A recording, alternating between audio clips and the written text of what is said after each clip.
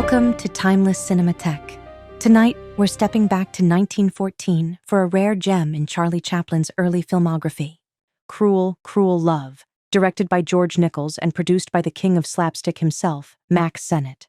Now, before you expect the familiar bowler hat and cane, let me stop you there. This is not the Tramp. In this short, Chaplin plays a dignified upper-class gentleman, a role that turns surprisingly tragic and then absurdly funny again. What makes Cruel, Cruel Love so unique, even among the Keystone comedies, is how it flirts with dark themes like suicide and heartbreak, only to spin them into complete farce.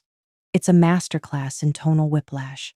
This was comedy in its infancy, and yet, even here, Chaplin and his collaborators show us that a story can be melodramatic, morbid, and hysterical all at once, and still leave us laughing. So sit back, relax, and enjoy a quick, cruel, and curiously charming silent farce.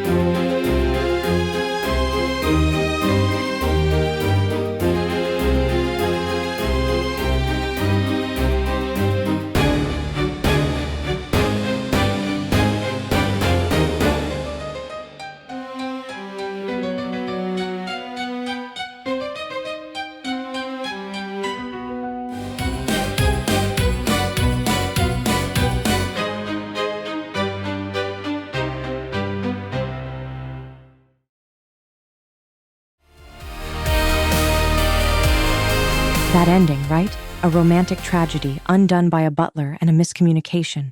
Classic farce, dialed up to 11. Cruel, cruel love is such a strange little treasure. You can feel the tension between Victorian sentimentality and modern absurdism bubbling under every exaggerated gesture. The film plays with death, grief, and madness, but it never really wants us to feel those things. Instead, it winks at us, reminding us that in comedy, nothing is sacred, not even your own funeral. And that's what makes this film so interesting. It's an early glimpse of how comedy could use the appearance of darkness not to disturb, but to exaggerate, to twist, and ultimately to subvert our expectations. And all of that without the tramp. No makeup, no costume, just Chaplin, experimenting, becoming. Thanks for tuning in, and please keep watching Timeless Cinematheque.